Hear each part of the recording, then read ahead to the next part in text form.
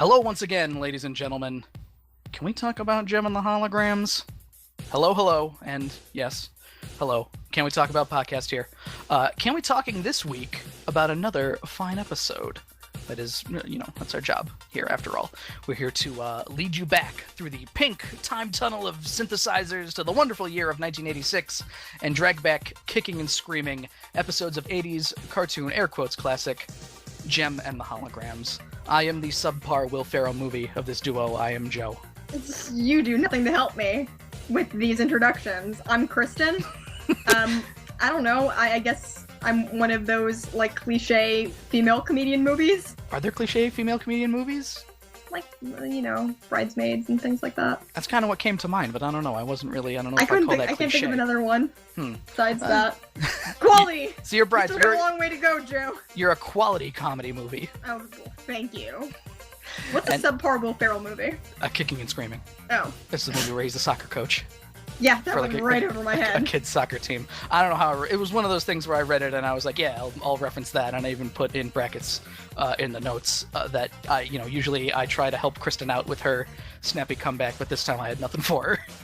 Can I be, if we're doing subpar movies, Employee of the Month? Do you remember that one? Is that a Dane Cook movie? Yes, it is. Whew, I don't know if I'd call that subpar even. Well, I think the words Dane Cook movie about sums it up.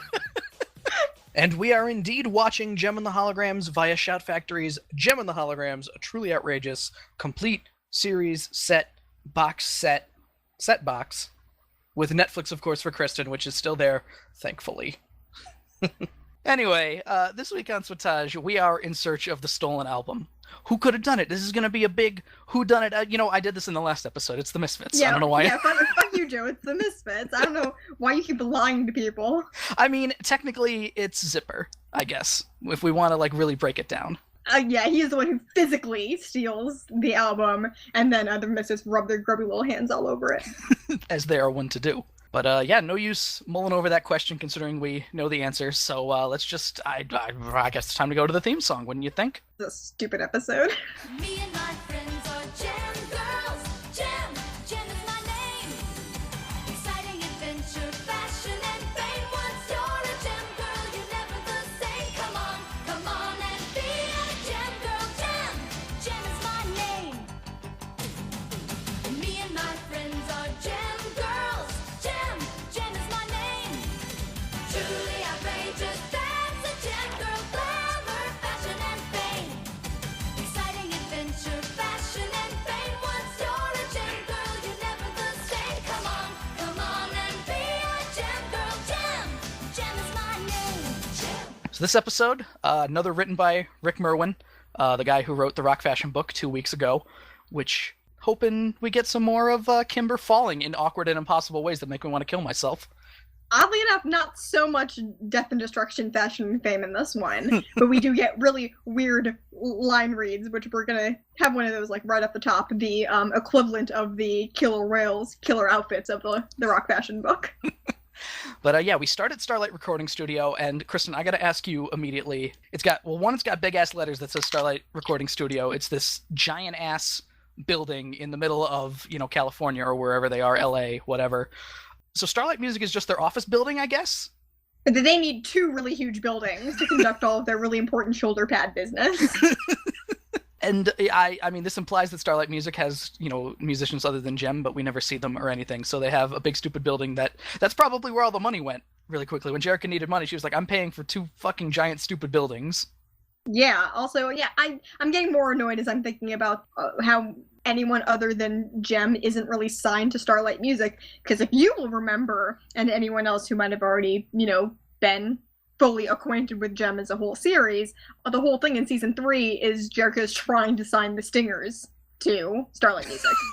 Maybe it just took her that long, and that she's just like, well, wait a minute, we should probably get some more music acts. Oh my god, we only have 1 band signed to our label. Good thing we make a shitload of money. Yeah, thank god Gem's bringing in the big bucks. But we've got the girls are in the recording studio, and we've got a blonde mustache man who looks like Movie Mansion Mustache Man if he were blonde, basically, is the sound engineer on this, and they are on take 14, which means, hey, they're a real band. They fuck up every so often. But no one will take any blame for it. Of course, as we will see in a second here with that legendary line that's coming up. Jem's wearing her shitty World Hunger Shindig yellow sleeve lavender outfit that I hate so much. It's like a weird button-up shirt with bad color blocking in bad colors. That's exactly correct, I would say. Also, Shayna is standing in front of her drums. She does not have a seat. She needs to stretch her legs, Joe. They're on take 14. So they're practicing the song that will be playing later in the show. There's a melody playing, and we've got some awkward animation error things that happen here where Jem is singing along with the backing vocals as well as her vocals. And then Kimber's lips are animated later when they're kind of going around the holograms to sing Jem's part. No wonder they're on take 14. No one had any fucking clue what they were doing. And then Jem stops the take because they're flat, and Aja's like super into it. She's still playing her guitar up at her boobs like she's a beetle, and she's singing Jem's part in the song as well, which you sing the backing part, Aja. That's not you. For a few beautiful seconds, they were Aja and the holograms. Yeah, Jem accuses Aja of being flat. And she just very plainly says, "No, it wasn't me." And Shayna says something about her shoes being flat, and then Aja looks down and goes, "I don't know, my shoes are pretty sharp." Pan down to her shoes, which are plain-ass, one solid color heels.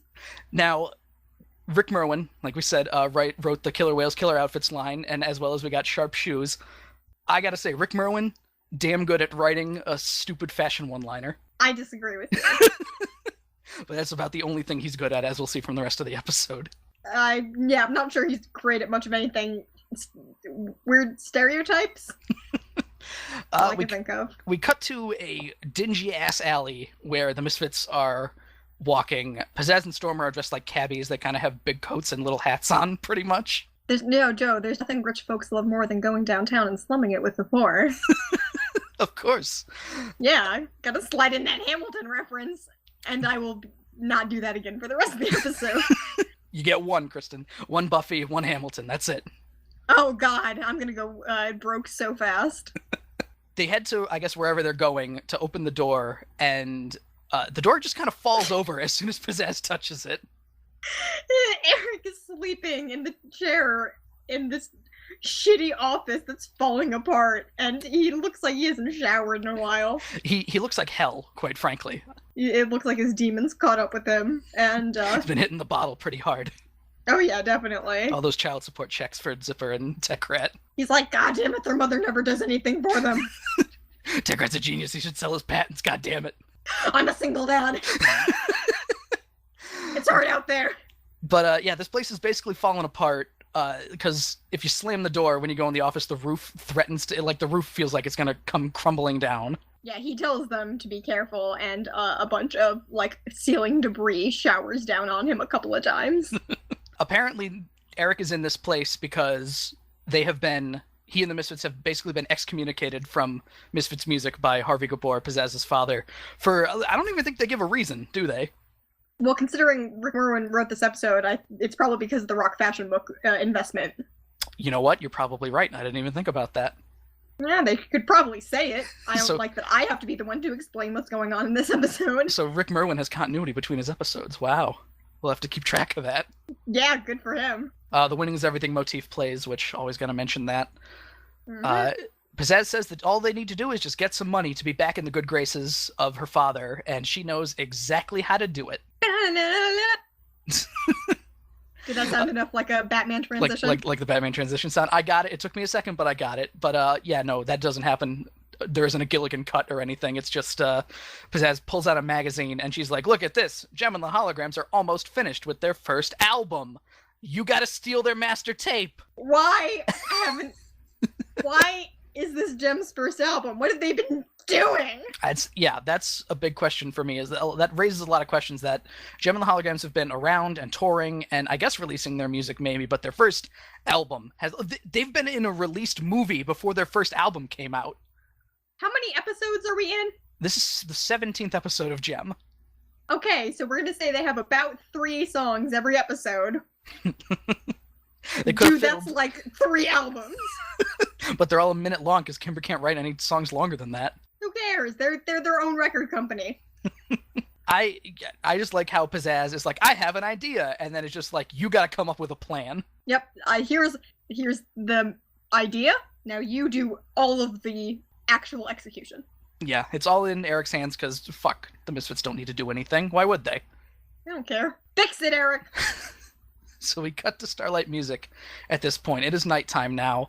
Jem and company head into Jerrica's office, and Jem de-transforms into Jerrica because she's got to be super businesswoman in her office. And Yeah, she also does it right in front of all the huge windows in the office. that too, I noticed that. The fuck's It's a good that thing about? someone wasn't cleaning the windows, I guess.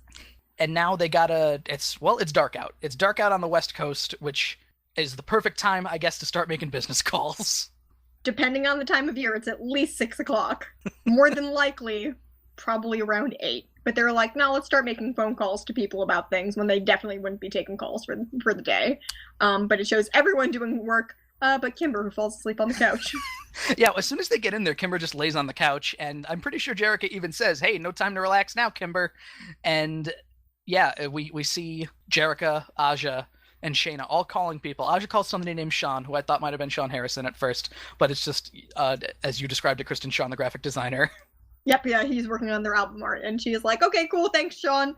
Not Harrison. And yeah, to really put the nail in the coffin of Kimber being super into whatever they're doing, she yawns and goes, oh, it's so much hard work being famous. And no one punches her, which is very strange to me. She's just doing general, they're all rolling their eyes in their bodies, I would assume. Great. Well, after all the work they've been doing, I can't imagine there wasn't some kind of, everyone's opinion of Kimber at least lowered slightly. Well, you know what? She writes the songs. Maybe she's like, hey, buddy boy, I wrote all the songs here, so I get off from the, doing all this menial work. That reminds me, there was one entire episode of Love Live School Idol Project where everyone turns to the group's leader and kind of says to her, Monica, what do you do? And she spends the entire episode realizing, like, everyone else, like, does the choreography, writes the lyrics, writes the music to the songs, helps with, doing research on idol events, and she doesn't do anything, and she's the leader. Well, good thing Kimber's not also the leader. Yeah, that's why it's not Kimber and the Holograms. If it was just Jerrica and the Holograms, and we had a different character taking care of all of Jerrica's duties, then Jerrica would be the one who is literally not doing anything. That's true. So we cut back to Rockin' Roadster arriving back at Starlight Recording Studio, the giant-ass building Starlight Apparently Recording it's a Studio. completely different building. And Aja's wearing her triangle jacket again, which always got Thank God. Oh, so nice. Kimber's wearing her thing with the scarf on the shoulder for some reason, or it might have been in the last scene. I think Shayna's wearing her Picasso weird pop art jacket that I've mentioned a few times. Picasso did not do pop art, but good No, try. I know. Whatever. The multicolored geometric shape thing jacket. Weird 80s bullshit. Weird 80s bullshit. Time to record, I guess, the final version of their first song, which we're going to play for you right now. It is There's a Melody Playing.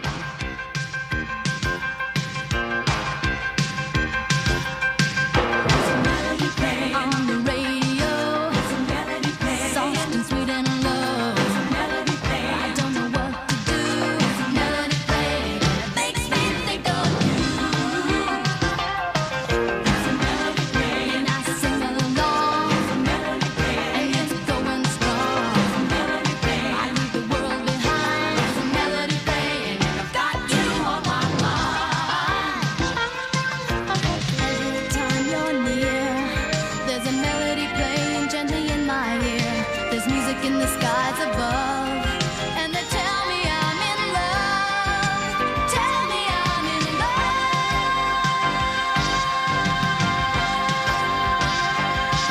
There's a melody playing on the radio.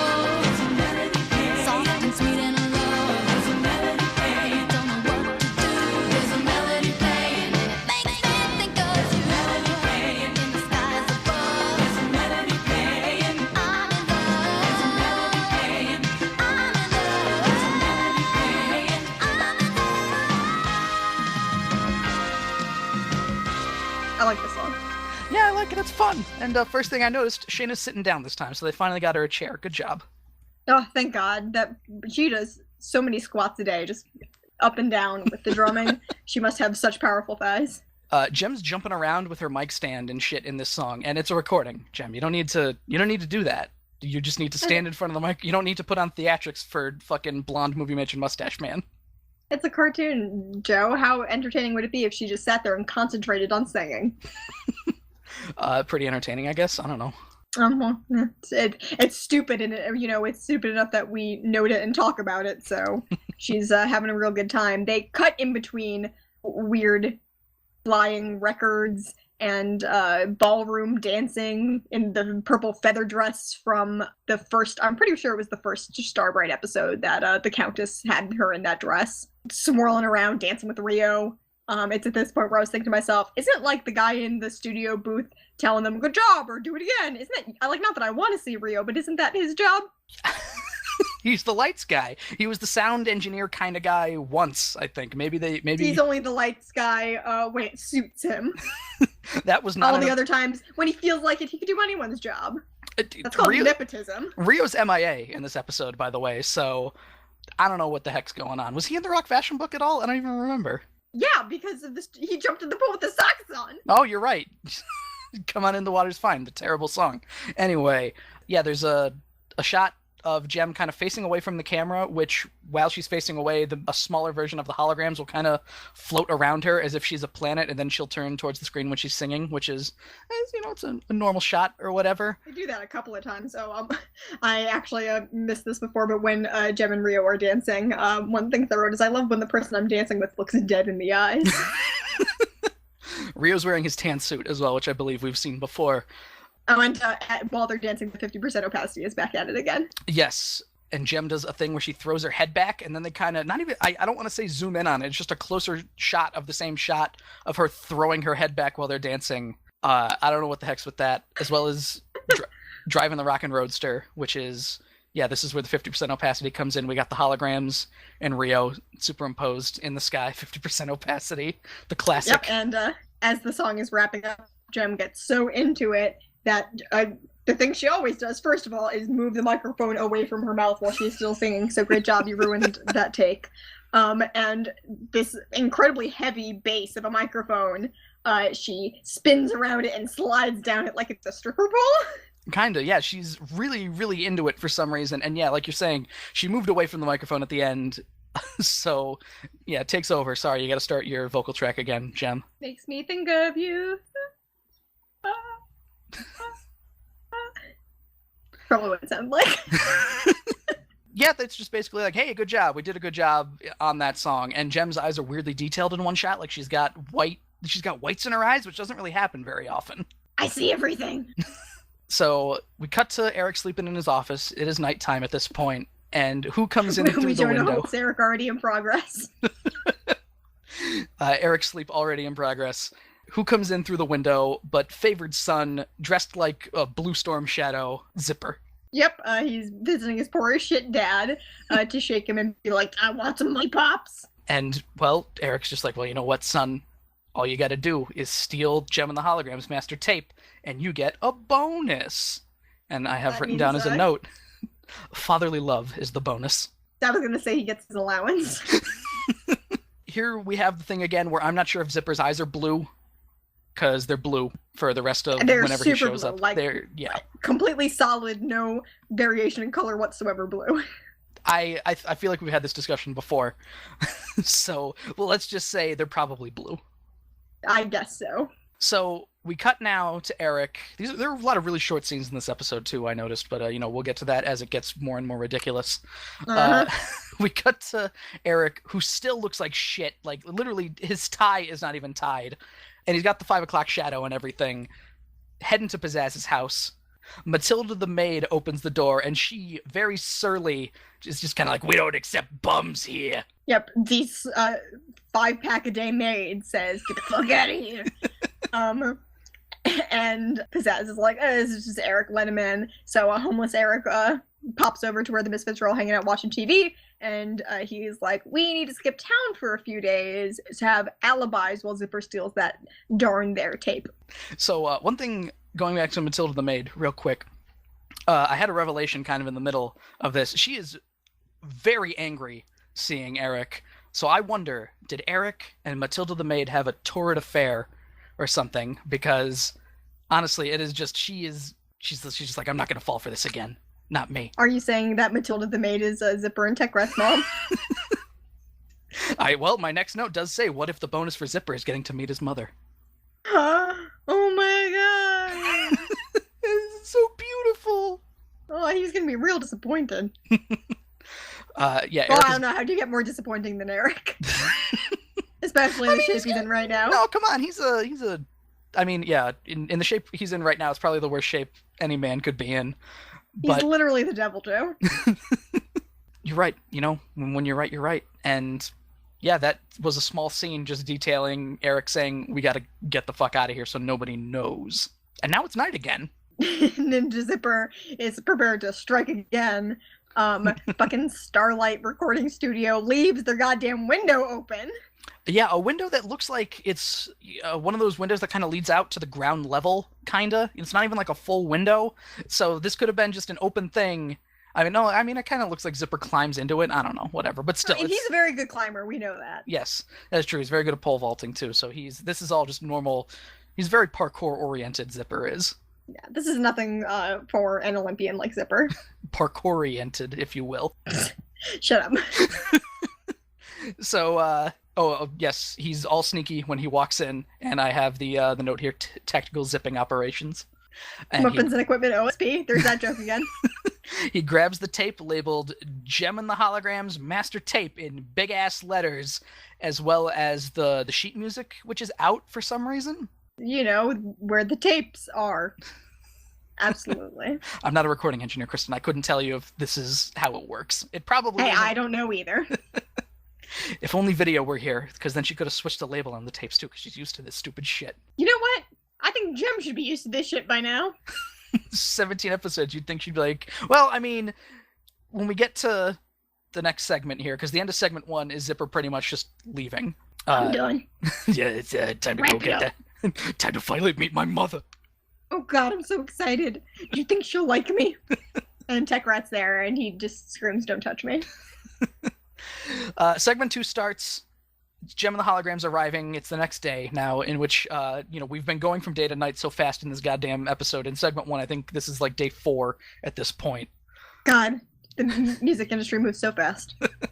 But for some reason, there's like, I don't know, I put down as that it's the Star Trek door opening sound, but I don't know if it's like a sci-fi door opening sound plays for some reason as Gem and company arrive. Like, they have automatic doors in this fucking building, which would, probably drive up the prices a bit too. But it's very high tech. This is why they don't have any money for their orphans. Blonde music engineer mustache man whose name is Tim, which even though I don't think we see him too much after this scene, so we don't really need to refer to him as Tim. He's all sad because he gives the news that the tape is stolen and they have no idea how it happened. This guy must have been an expert who came in through the open window. I know. Windows aren't like the first frontier of record defense. This is news to me. They could have locked their window too. That might have helped. No, absolutely not. Nothing could have stopped Zipper. He just would have punched the window open. You're right. You're correct. They saved themselves some complicated animation. Gem rightfully suspects the Misfits because thankfully we are at that point. Well, I mean, it depends on, I guess, whenever the writer feels like it for Jericho to be like, well, wait a minute, it's probably the Misfits. Yeah, so there's no point in commenting on the consistency of that and whether or not they're right. We're going to be angry at them when they're wrong, though, when they suspect the Misfits and it's not them. Yeah. And we cut to the Misfits enjoying a pool somewhere, basically, or at least Roxy's the one because she dives in at least. I bet they're all like sunbathing. Yeah, hanging out in swimsuits. Yeah, discussing, discussing the plan, basically. Actually, this is where Pizzazz gets the idea to, for some reason, I don't know why, is Pizzazz bored with a vacation? Is this why she has to think of this? She's a sociopath. That it has to come to her to be like, well, wait a minute, why don't we have some fun with, Gem and the sing-alongs and send them on a treasure hunt? And a treasure hunt where they actually will never find the tape. Oh, one thing I wanted to note, Roxy is wearing a bikini, which is, I think, the first time we've seen somebody in something other than a one-piece swimsuit in this series. Scandalous. Oh my god. Irish synergy. Yeah, we come back to Starlight Music at this point. What is her name? Joni? Joni, I believe. Oh, shit, remember her? This is the 3rd episode she's been in? That's 3 more episodes than I thought she would be in. It's true. she doesn't really do anything in this episode either. Maybe they needed to pay Synergy's voice actress for a few more lines, because all she really does is just say like, "Oh, you know how much money we spent on that album," and that's it, pretty much. Yeah. So, oh no. No, That was you're going the Countess again. you're so I going stopped. Countess on that one. It is a disaster. Oh, disaster boat, of course. That's it. See, if only Possess had been thinking, she would have put the tape on a disaster boat and then sunk it. For some reason, I don't understand why Irish Synergy. She sounds like she's giving them the business for like losing the album, as if it's their fault. Well, okay, maybe not their fault directly, but it was someone's fault. It was definitely someone's fault, and I guess maybe she. I don't know. Could we say that she's in charge of financials? I guess if she's so angry I'm pretty about. sure she's the secretary. I don't know what the heck is going on with her. She's But, just very indignant and Irish. Yeah, and Jerica knows that the Misfits did it, but she can't prove it, which, again, this is something that I'm sure will come up a lot, of her being like, I know the Misfits did it, and it's just like, well, we got an episode to fill out, so let's go on an adventure. Yep, you gotta figure out how to prove the Misfits did it first. And So- don't ask Synergy. We'll cross that bridge when we come to it. Uh-huh. So we cut to a Flash recording studio where the Misfits are listening to the instrumentation from There's a Melody playing, and that, there's a guy who looks like Shaggy, not the rapper Shaggy, but Shaggy from Scooby-Doo Shaggy. Oh, okay. I'm glad you clarified. But he talks like, I guess, generic record guy, because he's just like, all right, time to lay down that vocal track, babes, or, maybe it's time for you babes to babies. Vocal Baby, track. baby, baby. He says vocal tracks and babies, and Pizzazz gets really indignant. They aren't his babies, and she's Yeah. correct. Basically go shut the fuck up and then start singing the most pizzazz song in the entire universe. This is a first now, Kristen, because you know what we're going to do now? Are you actually asking me, or am I supposed to play dumb? I don't know. I'm starting a segment that we didn't rehearse at all right here. Here we go. We're gonna play the next song as well. There Ain't Nobody Better, because it is the same melody as There's a Melody Playing.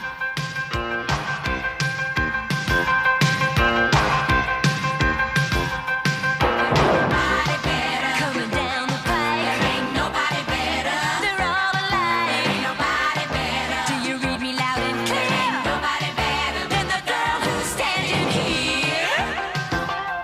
There ain't nobody better. Waiting round the bend, there ain't nobody better. On the living end, there ain't nobody better. Am I coming through? There ain't nobody better than the girl you're talking to.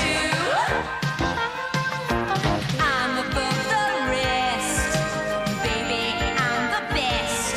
There ain't never gonna be nobody who's as good for you as me, who's as good for you as me.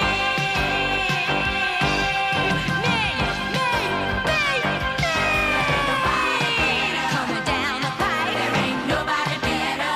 They're all alike, there ain't nobody better. Do you hear me loud and clear? There ain't nobody better than the girl who's standing here. There ain't nobody better. There ain't nobody better. Can you hear me? Nobody better. Don't you love what you see? Nobody better. I'm the best. There ain't nobody better than nobody better than me. I love this song. I wanted to refrain from saying it before. I like There's a Melody playing, but I fucking love There Ain't Nobody Better. Oh yeah, this is so much better. Finally, we have confirmation that the Misfits songs are better, because they took a Gem song and literally just made it better. Yep. And there's lots of great imagery of Pizzazz talking about how she is the fucking best. Fuck all y'all. Driving a car, shaking her ass. I want to note that the car that Pizzazz is driving, it looks like Clash's pukey green car that she abandoned that She one stole it. episode. Pizzazz found it and was like, I'm taking it. Mine now. And Finders keepers. I also want to know, while she's driving in the car, Pizzazz pops out the giant fucking outrageous single from the last episode. I thought at first it was a fucking 8-track. It was so big.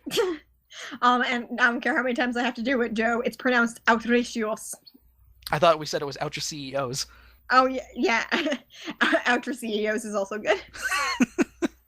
And then she tosses it away because she hates spelling errors, of course. Yep. And she hates Jim. Yeah, hey, I think that's a given at this point. Yeah. Well, it's important to note because it's basically her driving character motivation.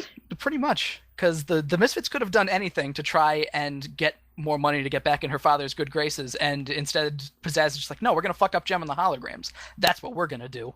Of course we are. When do we do anything else? Pizzazz gets a bunch of mirrored shots where she was doing kind of the same thing Jem from earlier, facing back, turning around, singing. Could you also, because there's also like a technician in, for some reason, while the Misfits are recording, there's some dude working on Pizzazz's microphone wire or something, and she grabs him and is just like, you'll see that there's nobody better than me kind of thing, that part. And could you say that mirrors the part with Rio and Jem dancing? Yeah, her looking like she's gonna kick this man in the stomach. She probably did.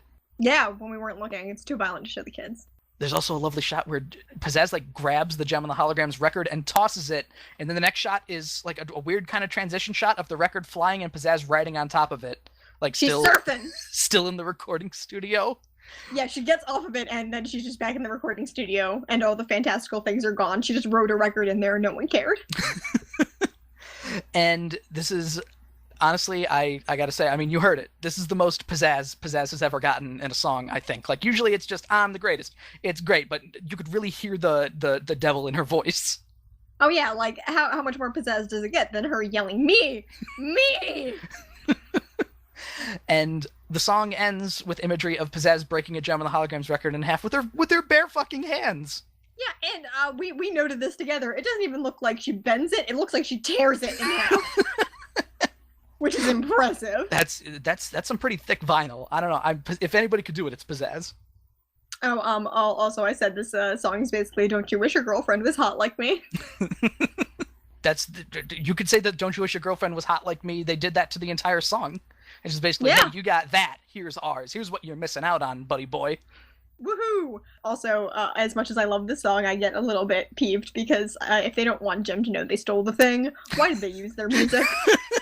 Well, I mean, that's why Zipper took the sheet music. They can't prove that they wrote it unless unless Kimber has it written down somewhere. I don't know. It's in her diary. I don't think Kimber writes sheet music down in her diary. We know that. Do we know that when they say that Kimber writes the songs, does she write the lyrics or does she write the music? I feel like as far as they've ever shown us, she only writes lyrics. Because yeah, those are two different things. Yeah, huh. Something I never. It's always just been Kimber writes the songs, but I never really thought about it beyond that. Well, so fuck you, Kimber. Eric it's a new arrives. and better song now. Obviously, okay. So we could say for both of those music videos, by the way, that they definitely semi took place because there's obviously fantastical elements, but it's not. I severely doubt that Jem actually took a drive and saw her friends at 50% opacity in the sky. Well, who knows what's going on in her horrible under the pink hair. They're just nightmares, basically. But as that is over, Eric finally took a fucking bath. Yeah, he looks much better now. He's shaved. He doesn't have the 5 o'clock. He tied his fucking tie. His hair's all combed. He doesn't look like... He looks better, basically. He's ready to enact his scheme, and he needs to look good when the ball gets a-rolling.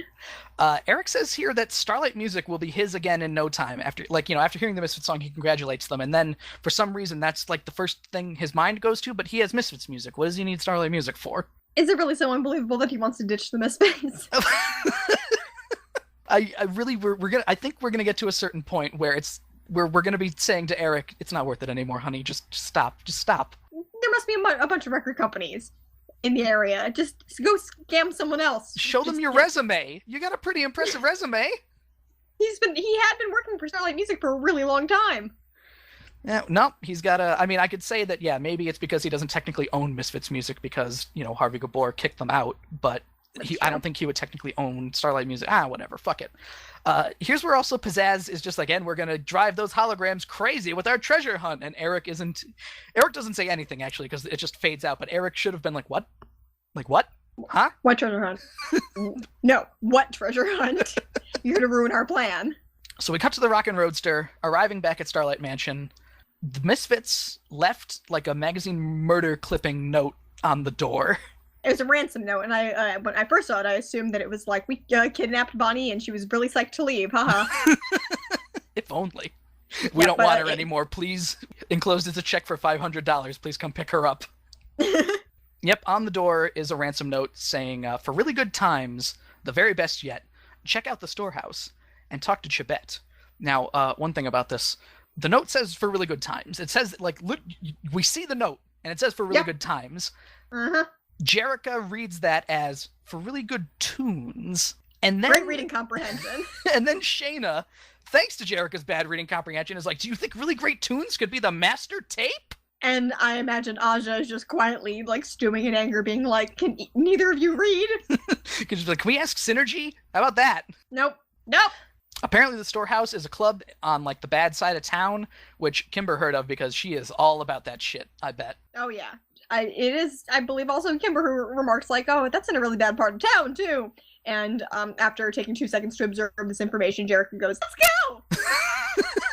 Like, she's way too psyched about going to a seedy part of town at night. Yeah, No one said they need to go at 1 a.m. Yeah, not let's wait until the morning, but yeah, Jerica, also being the master detective that she is, remarks that Chibette is probably at this club, considering it says go to the Storehouse and talk to Chibette. I wonder! Context clues. Fucking nailing it, Jesus. Yep, so they're driving to this really bad part of town. There are punk-looking white people who are staring very threateningly in their direction. Yeah, a dude makes a loud noise and like runs into an alley, and Kimber's like, "Oh, let's leave!" But you're driving. You're driving a car. Maybe okay. If they're going to a bad part of town, couldn't they have taken Rio's van? Hey, I was gonna say that could they put the top up, but the jury's still out on if the Rockin' Roadster has a top. Yeah, so there's no point in even bringing it up. But so the Misfits are playing pool, and there's like a 15-second clip of all of them just screaming, laughing because of how funny it is that they made Stormer come up with this treasure hunt. Oh yeah, we have confirmed that nobody in the Misfits is smart enough to come up with all of these clues and, you know, how to lead the holograms around other than Stormer. So it's got to be Stormer. They don't confirm that in the show, but it's got to be Stormer. Pizzazz wouldn't have done it, and Roxy can't read. Hey, there you go. So Perfect. This is a very baffling scene because, yeah, the Misfits are playing pool in, I guess, Pizzazz's house, I think. And probably. Pizzazz goes for the 8-ball, so I'm assuming she was either winning or doesn't care about the rules. there's a line of something along the lines of, can you imagine, like, tight, wound-up Jerica, something, clues, what, and they're all laughing so loud, I can't tell if it's a weird line read or who's even saying it, because the way that it's, like, it's all clearly one line, but it starts with, like, Roxy's lips moving, and then Pizzazz's lips moving, and then Roxy's lips moving again, and I can't tell if it's Pizzazz or Roxy saying it. Because they're all also laughing, so Yes. It's a very confusing couple of seconds, but the holograms are still looking. Yeah, we cut back again. This is like 3 cuts in the matter of 40 seconds, by the way. Back to the hologram search. They arrive at this place called the Storehouse. It doesn't have a sign or anything. It's just, I guess they follow the trail of music, and which is some banging rock music coming from this club. Yep, the windows are flashing, and I said they probably shouldn't go in because they're probably doing bath salt in there. Or it could be an alien invasion with the lights flashing like that. Yeah, they don't want to interrupt whatever's going on in there. So they get up there, and I forget who exactly says it. I think it might be Jerica. Just goes, "Is this place for real?" As it pans across like 12 people dancing. Yeah, like apparently this place is just not acceptable for these nice young rich women to be at. It is really the 1980s in here. This is probably the most like 1980s, like over the top 1980s style we've seen on these people so far. It looks like There's an anime another- in here, quite honestly. It looks like it's Akira or something. And then there's another woman with a smoker voice that sounds just like Pizzazz, who literally looks like Madonna. Well, first we got Jerica trying to get some information from a dude in a This is basically the misadventures of the Gem and the Holograms meeting crazy people for 45 seconds. Yeah, them not knowing how to interact with people who aren't rich. Because Jerica tries to get some information out of a dude with a mohawk, and he goes, "Don't come near me, man!" And it's like, okay, I'm well. coming down! Aja asks a woman about Chibette, and yeah, like you said, a woman who is clearly Pizzazz says in a low voice, "Take a hike, sister." Like she was, like, hitting on her or something. So, yeah, no, just friendly questions, not acceptable here. Shayna and Kimber approach a man. There are two dudes there, and they're like, "Do you know where Chibette is?" And the one's like, "Ask him." And Kimber's like, "Do you know where Chibette is?" And the guy says, "Get lost. You're not my type." And Kimber freaks the fuck out. She says, "I'm not your type," as if, I mean, I know that it's supposed to be read as like, "You're not my type," but I'd like to think of it as I should be everybody's type. Yeah, she was there looking for boyfriend number 5. What are we on now? Let's just say 5 for good measure. Yeah, that sounds right to me. Shayna has to physically restrain Kimber from punching this dude in the dick, too, pretty much. And they end up asking one other person, a lady who was dancing, and she says, "Do you want my foot in your face, or what?" And Kimber's like, "Or what?" and walks away. Yeah, and this lady, I mean, okay, so I understand why Kimber walks over to this larger woman and asks if she is CWTAJ, and I understand why the woman, after our revelation here, asks if she wants a foot in her face, because that's pretty disrespectful, quite honestly. Yeah, if you thought someone was coming up to you and calls you by a nickname based on what you look like, I don't think anyone would like that. As well as she might be throwing some pretty sweet kicks if she can, like, hit Kimber in the face, like a sweet super kick or something, some sweet chin music. Straight up. A helpful bald man who is clearly Charlie Adler tells the holograms that CWTAJ is, in fact, a soda machine. So, yeah, that woman is rightfully offended for being like, "Hey, are you the soda machine?" Yeah, that's a dick thing to say. So, then the bald dude laughs for about 5 solid seconds. Even as he walks away, the laughing continues, and it gets really uncomfortable. Can I be honest? And I want to say that it was probably the end of the day, and it was like, "Charlie Adler, we need you to record, one line as this dude real quick, just a character, just, put on a voice." And Charlie Adler was like, "Okay, that's fine. It's been a long day of playing a disheveled Eric, so here we go." And then he laughs for about 8 seconds after reading the line as a joke, and then they're like, "Great, that's perfect." Yeah, we'll leave it in like that. Thanks for doing Charlie Adler, Charlie Adler. Aja is pissed because they came all this way to talk to a soda machine, and she kicks it. Yeah, and a tin of biscuits comes out. some nice Pillsbury's come out there, and it's like, "Oh, awesome! Now we can go make some biscuits." It has a note wrapped around it. You know what this one says? What? Well, what it actually says is, "This time we kidnapped Ashley. You could have her back, though." We keep kidnapping the wrong orphans, please. I'm sorry. Jerica also remarks that it's nice that they got a free soda out of it, but the next thing says, "If it's not in the storehouse, it's at the garage. That dent in your fender is not a mirage." Aja also thanks the soda machine as they leave. What the fuck is it with people in the series talking to inanimate objects and birds? Hello, bird. They're just so polite. Goodbye, vending machine. The biker toughs that Kimber almost smacked the shit out of decide to try and rob Jerica and company because they're like, "Hey, they probably got money." And they'd probably be right. Yeah, so good observation. They go outside and someone has banged up the Rocket Roadster, knocked out one of the headlights. I wonder if that was just a coincidence, or if the Misfits were like, "Hey, when this car comes up, just fuck it up a little bit." Okay, thanks. Yeah, bad part of town after all, but clearly not a mirage because, yeah, they have a dent in their fender, which stays dented, by the way, until it gets... I mean, I think after a certain point we stop seeing the Rockin' Roadster, but it's good on them for not forgetting to animate the dented fender there. Yep, and Aja's been driving the whole episode, so great job. Yeah, we got good continuity going. They have probably the big sheet up in the writer's room, always make Aja drive. Absolutely. They learned, and we noticed them learning. Good learning. So they start to leave, and then the guys come back and they're on motorcycles, and they get all pumped up, and they're like, "Let's roll!" And then they high five before. The before biker guys high five before, starting to follow the Rockin' Roadster, and there's a pretty short chase scene of stupid chase scene.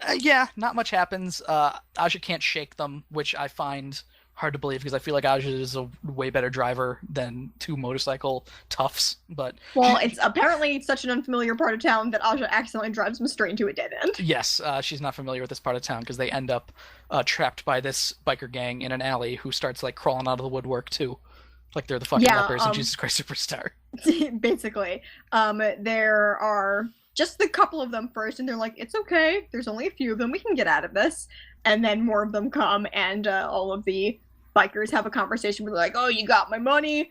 And he says, "I brought you these girls."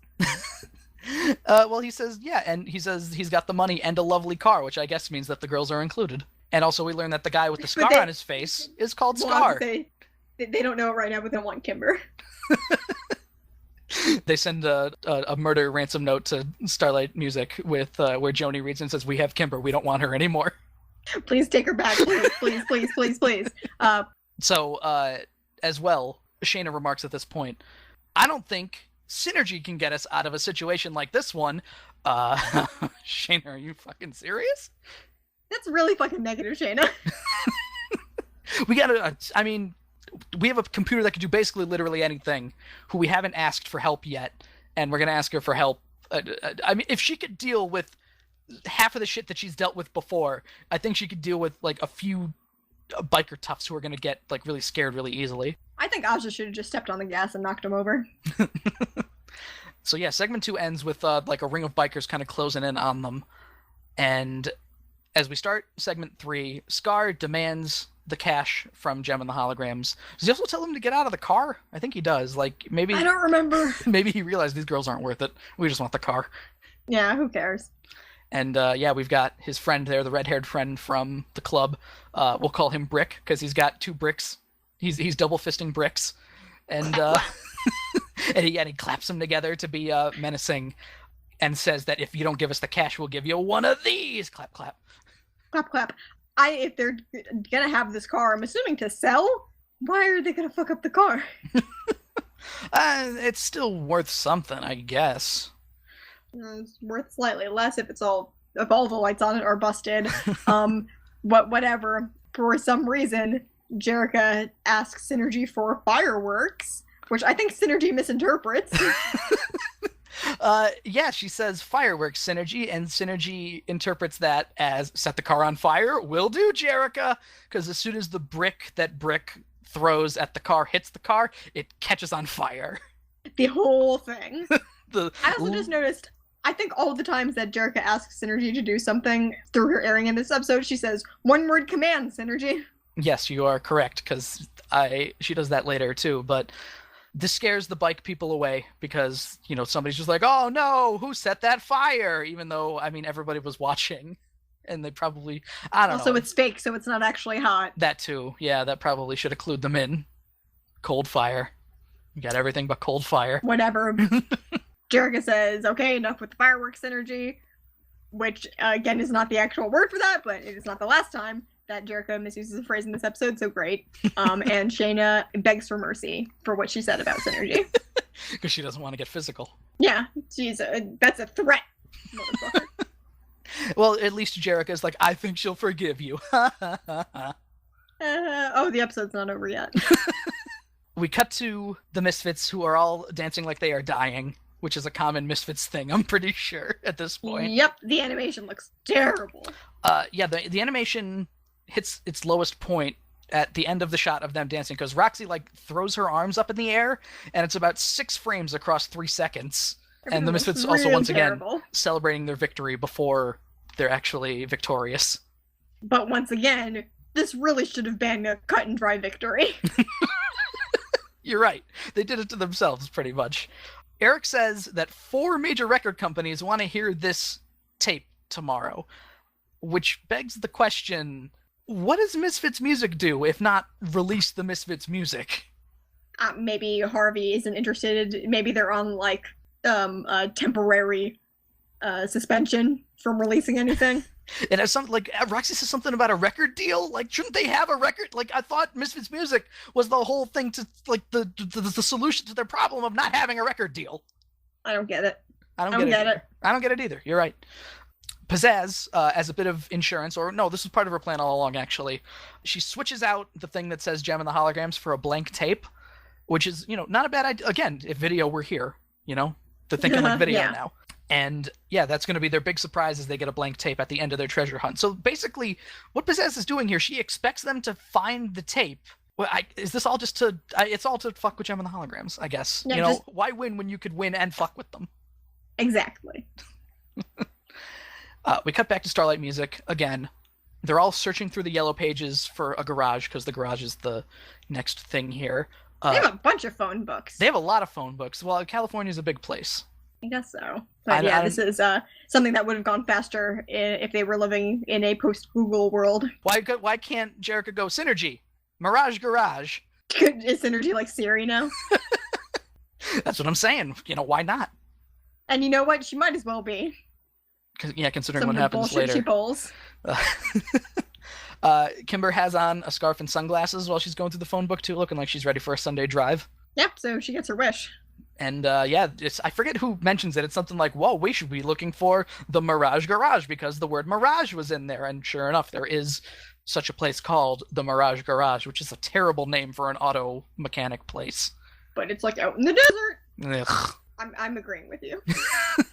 Aja sounds like she's having fun as well. At this point, like, Aja and Shayna are both laughing. And Shayna even says, like, are we having fun yet? But delivers it in a way of just like, of course we're having fun, instead of, are we having fun yet? Like, yeah, this dumb treasure hunt, it's supposed to be quote-unquote fun. No, well, we're not having fun, but they are. They're dishonest about their feelings. I can't believe that the Misfits are forcing the Holograms to have fun. How dare they? They drive all the way out to the desert where the Mirage Garage is at this point, and they are met with a man who greets them with a hearty howdy, to which Aja is just like, did you seriously say howdy? Even Aja is like, damn, what a stereotype. We are really out in the boonies of California here. Yep, so this gentleman's name is Bubba. Yep, a classic Californian name. He's from Tennessee. He moved out here because he wanted to find his fortune, which happened to be a tire tower. Yeah, so Jericho makes awkward conversation with Bubba, saying like, oh, can you fix the dent in the Rockin' Roadster, blah, blah, blah. So everyone else starts climbing the tire tower because for some reason they see it and go, ah, yes, our goal.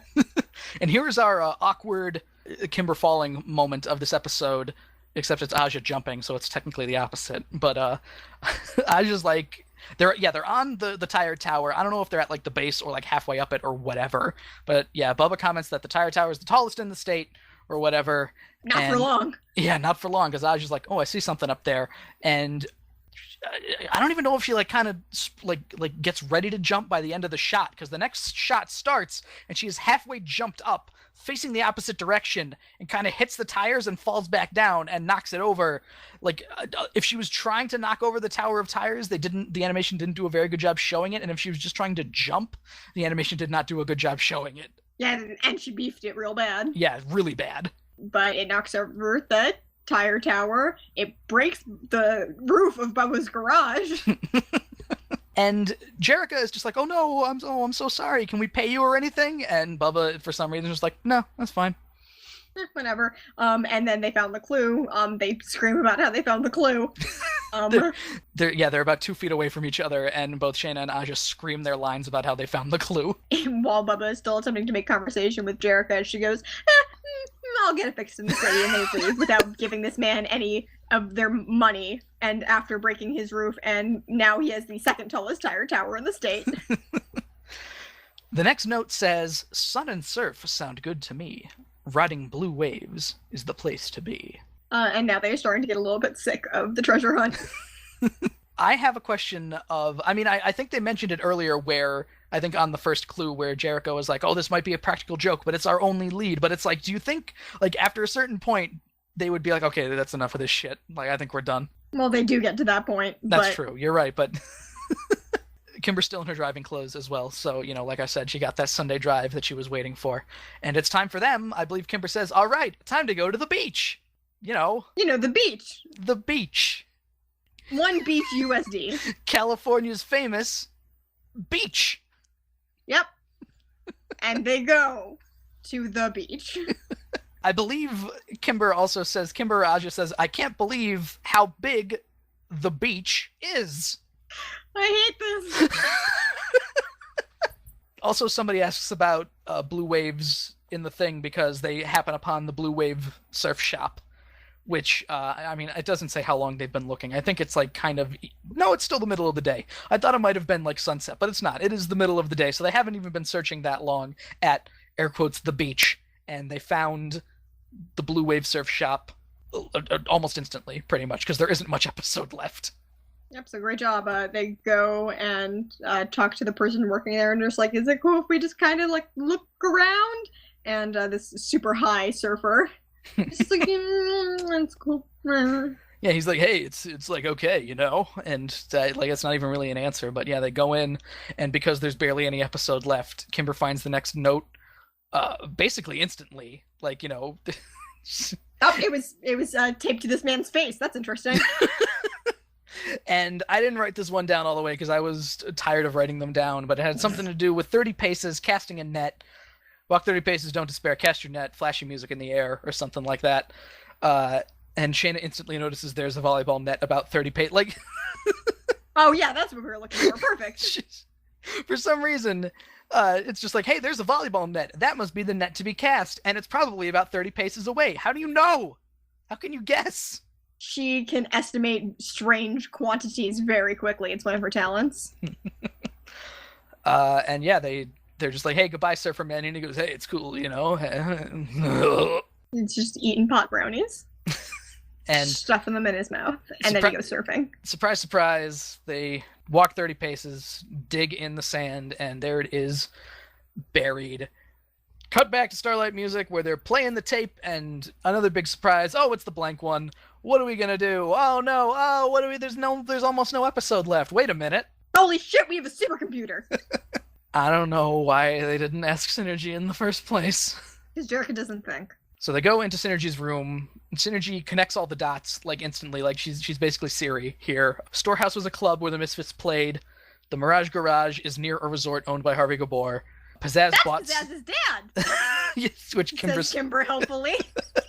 The Blue Wave Surf Shop has a charge from Phyllis Gabor recently, and I believe Shayna is the one who goes, and that's Pizzazz. Oh, thank God we have these people to help us out. And when they talk about the Blue Wave Surf Shop, it shows Pizzazz, like someone took a picture of her outside of it, but she's not posed or anything. It's from really far away. So I don't know if there's like a security camera nearby that happened to catch her, or if that was Synergy's interpretation of what Pizzazz was doing there. Standing outside. I want to say that they put 2 layers of insurance here, just in case nobody knew who Phyllis Gabor was, like they hadn't seen an episode. 1, they put the picture of Pizzazz standing outside, and 2, they put Shayna in saying, and that's Pizzazz, just in case you didn't know. We can't be too angry, because if they were saying, there was a credit card charge by Pizzazz, we would be like, why the fuck is Pizzazz's name on her credit card Pizzazz? It's honestly, it's a lose-lose situation. Yeah. Just the obvious shout outs are like, damn. And then Synergy really starts reaching, because Jerica's like, well, what about the flashy music in the air part of the last note? And Synergy's like, it could be Flash Recording Studio, which Harvey Gabor kind of owns some of. And I feel like she nails it. Hey, it's correct, but I feel like it's a reach. I don't understand why that information was in the clue to begin with. It's because Stormer did it, and at the end of the day, Stormer didn't want to steal the album. Sure. Did Stormer say anything in this episode? Barely, as far as I remember. I don't think... She might have said one thing. I don't even remember. Oh, well, whatever. Here's where Jerica misuses a phrase again. Yeah, she gets an idea, except instead of saying that she gets an idea, she said, oh my god, I just had a brainstorm. Which, that's not what that word means. That's not how that works, Jerica. Sorry. But we get then this very weird zoom-in shot. We're driving with the Rockin' Roadster in the city. The camera starts at about like the 3rd story in the city, like a 3rd story, third story of a building, let's say. Kind of zooms in on the Rockin' Roadster as it's driving. It's a very cinematic shot for something that's It's like it's on a fake crane. I wonder if they did it that because there's been a lot of driving with like not a lot happening in this episode, so somebody was like, we got to do something here to spice up this shot. They've been in the car so much in this episode. Yeah, like we can't just keep showing them panning from left to right. It's really not working anymore. So they head to the Flash Recording Studio, and they leave Aja in the car because I guess she's the driver, so she has to. And the remaining she's ready for the getaway. Yeah, the remaining 3. Here's where, with those one-word commands again, Jerica goes, Misfits, Synergy. Really, she has no breath to waste on this computer. And it's not a real person. Who cares? And they're turned into the Misfits. Jem becomes Pizzazz, Kimber becomes Stormer, and Shayna becomes Roxy. And just like Kimber always dreamed. They walk in, and a janitor man is just like, oh, hello, Miss Pizzazz. And he says, like, oh, nice day. And either in a very good Pizzazz impression or it's just Pizzazz's voice, Jerica Pizzazz goes, oh, you're telling me. Or something like that. But yeah, weird because they don't talk in the Misfits voices for the rest of when they're the Misfits, so I don't know if that's an impression of Pizzazz or it doesn't matter, honestly. It just shows that their disguise is probably more great, basically. I don't know. Work. It's gonna work. They find the tape pretty much instantly while they're in there, and here's where Pizzazz's fucking stupid giant mistake happens, because she took out like a blank tape to put in the Gem and the Holograms folder, but she put it back with the rest of the blank tapes that have fucking plastic all over them. So she should have wrapped it, but did not, or just thrown it in the garbage. Yeah, Stomped on it. Got rid of it, or something. Nope. She puts it back. She's nice and neat, Joe. And just for good measure, I don't remember who exactly it is, but they switched the Misfits master tape now to something else, as we will see, I believe, in the next scene. I still think that's a shady thing to do. They should have just left it instead of pulling a funny prank. Or they should have stolen it back. Then it could have been the Misfits in search of the stolen album. Perfect. And then they start their own sadistic treasure hunt. Where it's like, oh no, we gotta go to this high-class restaurant. We're gonna cause trouble. Ooh. Here we are at the Countess's store. And then they tear everything up. So maybe the treasure hunt wouldn't work because of all of the casualties that would... Yeah, you're right. It would have been a warpath. Lots of collateral damage. It's not worth it. We cut to the Misfits, who are showcasing their new album for record people, I guess. They're also posing for pictures, so I guess it's a little event of some sort. Yep. They're all dressed very nicely. I think they're just dressed in normal Misfits stuff, aren't they? Well, they look better than usual. Well, like, Eric looks like hell for half of the episode. Then Pizzaz's single sock. Yeah, well, yeah. I don't know. I wasn't paying attention. Eric plays the album for them, which he plays on like a reel-to-reel thing. You would think, I don't know how these events work where you're playing masters for somebody. We weren't born then. Wouldn't you have made there's a reason it's called... born then. I don't know how music works. Don't you make a copy of the master? Or is it just that I don't know. Fuck it. Whatever. It plays French lessons when Eric plays it. And the record executives get angry and feel duped, so they start to leave. Pizzazz freaks the fuck out. It takes like 2 seconds, too, because one guy just goes, "Is this a joke?" And then they all start leaving instead of Eric just being like, "Ah, 1 sec, guys, sorry about that." I mean, do you think it's just one of those things where the record people are just like, are we really going to give Eric Raymond another chance? And Eric's just like, I turned it around this time. It's going to be great. And they're like, okay, Eric, that's fine. And now they feel personally offended because they put so much faith in Eric Raymond, and here he is duping him again. Burned again. They're, it's a fragile trust that is built between record executive people. And they don't like having their time wasted. Fact. And yes, Pizzazz screams probably the angriest scream we've gotten from her in the series, because she goes, "You ruined everything!" Yeah, she's pretty fucking upset. She's like grabbing and ripping the tape from the real thing, just throwing it all over the place. And we cut to the Holograms, who are throwing magazines up in the air, I guess, because their album's a hit. Yeah, they're like, we're gonna roll around naked in these magazines.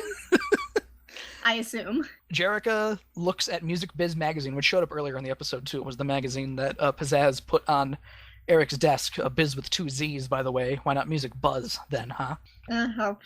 Why anything? But quickly to the camera, Jerrica shows that there is a top 10 list that Gem and the Holograms is at the top of, and there's names filled out for all 10 of the people there, although I think one of them might be cut off. I wrote down the names of them if you would like to hear them, Kristen. I would. How about you read one, then I'll read one.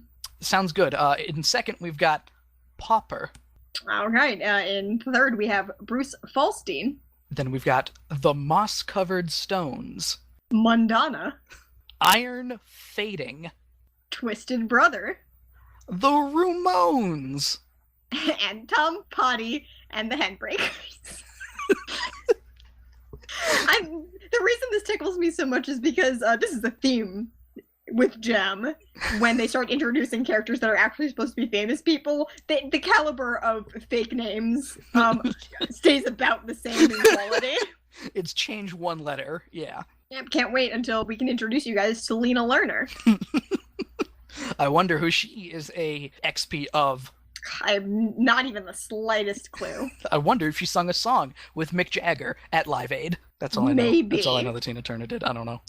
She did State of Shock with him, I think. I don't know. Fuck it. I don't know anything about Tina Turner, really. The shot lasts like half a second, too, so it's only really, obviously, people like me, asshole idiots like me, to stop and pause and read all those names there. So that's probably why they didn't put too much thought into it.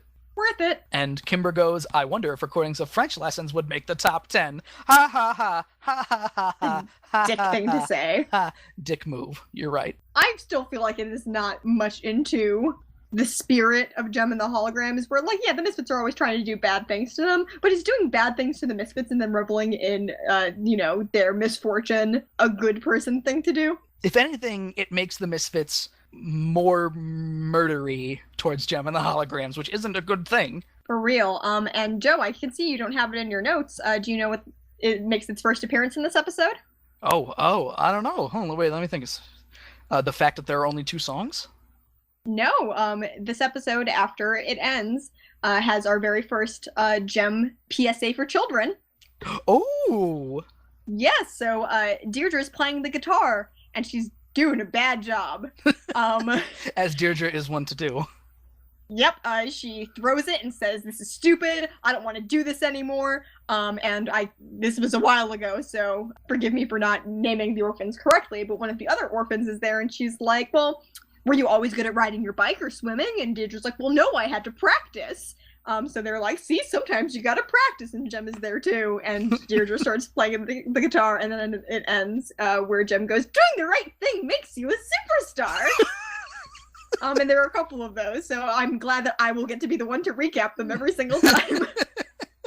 That'll be good. Yeah, I'm happy about that, because I love the superstar ads thing, because it's the knowing is half the battle for Jem things. Yeah, and they can get real fucked up. This is one of, like, the mild ones, where other ones are like, "Yeah, my parents beat me." Well, we went over that before, in the 3-parter. Jem likes to teach important lessons, 2-parter. like don't do drugs. Whatever one. The one with the orphans. The music awards, Yeah, the music one. awards. But, 2 songs in this episode, which I went to check. I thought most of the episodes had 3 songs. Like, I did too. up until this point, we had 3 songs. As it turns out, a good few episodes after this one only had 2 songs, which is something I guess I never noticed in my initial viewing of Jem and the Holograms. But it's going to be easier to choose which song we want to play, I guess. Or we might just play both of them. I don't know. It depends if they're good. Yep, we'll see how it goes as we keep on rolling along. Yeah, but that was In Search of the Stolen Album, an episode that probably... I feel like it could have ended earlier if they asked Synergy from the very beginning. No, really? Do you think that? I mean, they kind of needed her to put the pieces together, sort of, but she probably could have guessed anyway. I don't know. Synergy chimes in whenever she feels like it. There have been situations where Synergy's been like, "Fucking God, Jerica, I can help." They just And forget Jerica they have... goes, "Oh yeah, who's a supercomputer?"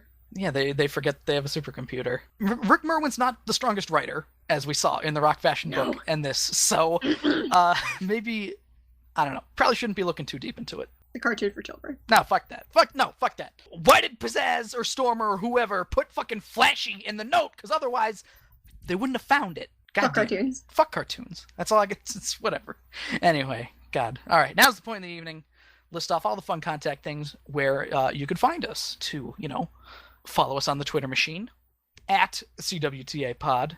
Follow me at Octopus. That's AWKTAPUS. You can follow me at FunnyGirlTM, like trademark. You can find us on the iTunes, on the SoundCloud, on the Stitcher Radio. Leave a rating, give a review, do whatever you feel like. Like, comment, subscribe. Like, comment, subscribe. Find us on Gmail, cwtapod@gmail.com, where you can tell us about weird magazine clipping notes that you left for people, or the time that you played French lessons for record executives.